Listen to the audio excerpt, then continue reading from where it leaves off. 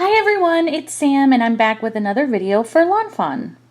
Today I am going to be using the new How You Bean Seashells add-on, the really high five stamps, especially the little bottom of the balloon right there, and the Life is Good stamp set, and the large slimline with sliders dies to create a fun birthday beachy card. I am of course coloring my images with Zig Clean Color Real Brush markers. What I forgot to show was I had stamped all my seashell images, and see the little bottom has a little balloon knot at the bottom of all the seashell images now? I stamped the balloon bottom image from Really High Five onto the bottom of all my seashell. I knew I was gonna tongue twist myself. On all the bottom of all the seashells. Okay. And that's how I am going to turn these fun, large seashell images into balloons for this beach party. I am coloring, of course, rainbow balloons because there's not much happier than a rainbow birthday party, in my opinion. And I'm just using 3 colors for each shell, basically. And as you saw for the yellow, I did a little bit of brown for the shading and then 2 shades of yellow. For this mint one, I started with a teal, a light blue, and then a soft green. And I just blended it out with my water brush. I added smiley faces to every single shell that I use because they're adorable. That's as simple as that. And at first, I wasn't going to color one of the shell balloons in a darker green because I thought it was too abrasive, but I actually really like how it looks, especially on the finished card. So I'm glad that I did go with that. And I did not color a red balloon shell because I knew all my little critters who are at this little beach birthday party are crabs, and I was going to color them in various shades of reds and red orange and red pinks. So I was like, I'll start with pink for my little rainbow scene. And I also didn't use any real blues for my rainbows because there was going to be blue with the ocean scene that I added in the background. So all the colors get used in the end. As you can see, per usual, I always spray water directly onto my craft mat. I am using a dry water brush that I dip in the sprayed water and wipe off with a paper towel on the side to make sure it's really not super soaked. As you can see on my middle finger, I also brush off some of the marker tips when they combine, especially that hot pink with the soft beige color combo.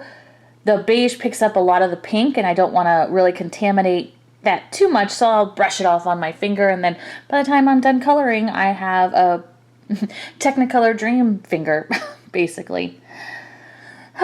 Anyway, okay, so now I am going to color the crabs. This first crab I'm going to color red, and I'm using a dark brown for my shading, my carmine red, which is like a bright pinky red, and then an orange to pull that out with a lot of white space. And then again, I'm just using a very dry, it's not very dry, I'm using a water brush that's barely wet, that's a better way to say it, to pull out the colors in the middle. And that's the only crab I'm showing that I'm going to color because I color them all the same way. And then I'm just going to move on to my sandcastle, which will be about the same color as the background. And I'm just using my mustard brown to color the whole thing. And then I'm going in with my dark brown, the same one that I use for my red shading, in the areas that I want it shaded on the castle, and then using the same mustard brown to pull it out.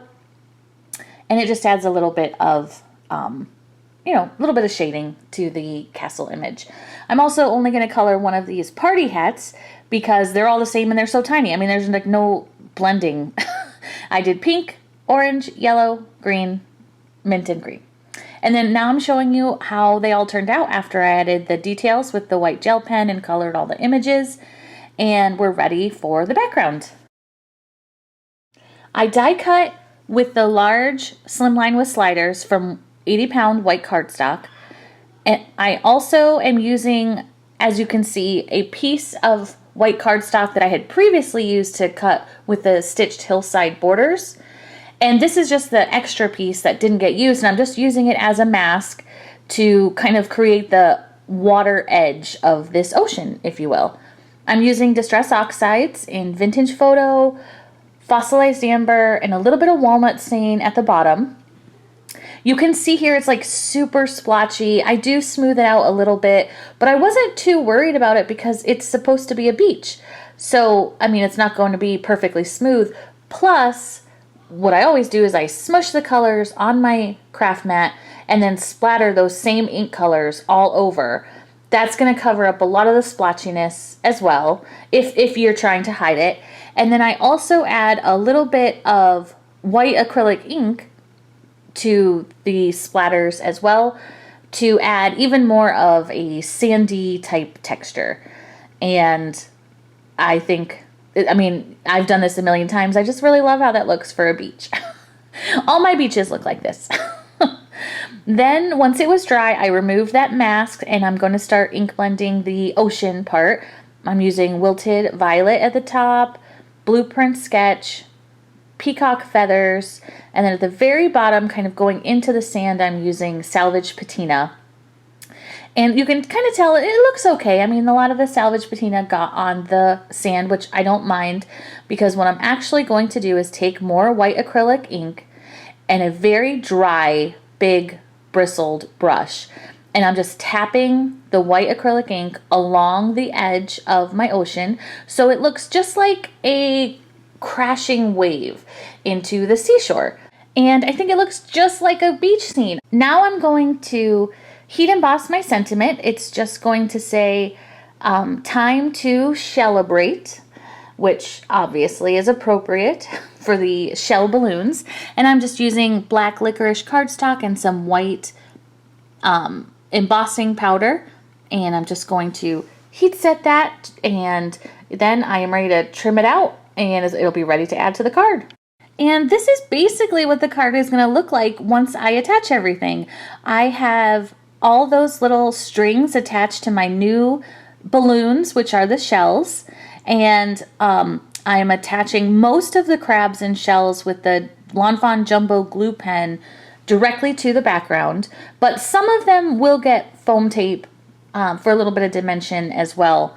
But like I said, most of it is directly to the card. The sentiment is popped up with foam tape, and I will pop up this shell or this crab with his starfish balloon. I, of course, use all the adhesive. I use the foam tape, then I also put the glue on top of the foam tape and attach it to the card. I cut the extra little bit of the string that I didn't need on that, you know, that would go too far down. I cut that so it hit the crab's claw pretty well. I'm going to do the same type of thing to elongate the string of this mint balloon. And I'm just going to make it come through the bottom of the sentiment and then make this go under, and it looks like it's an extra long balloon for our little crab friend at the bottom. And our last crab will be popped up with foam tape as well. And then, of course, I had to add that big bouquet of shells to our sandcastle, which I thought was just like the best place to have a crab party on the beach. I do pop up. Wait, do I pop up? I don't pop up the sandcastle. I do pop up the balloons. So just the balloons get popped up with the sandcastle. And I love that little extra bit of dimension. I really didn't want to cover up too much of the background, but I couldn't resist using this bouquet with the sandcastle. So I did. But you tell me, should I have covered it up or left it? I'm interested to know. Next, I'm just going to create my card base that the scene will go on with some glue and some tape. And that's really it. I'm attaching my card front to it. And of course I ran out of adhesive at the very last minute. So I'm just going to use some glue and I attach it. And that is my fun summer birthday card. Turning these seashells into balloons. I think they're so fun and cute, and hopefully you enjoyed making it with me. Thanks so much, and don't forget to check this card out up on the Lawn Fawn blog. Bye!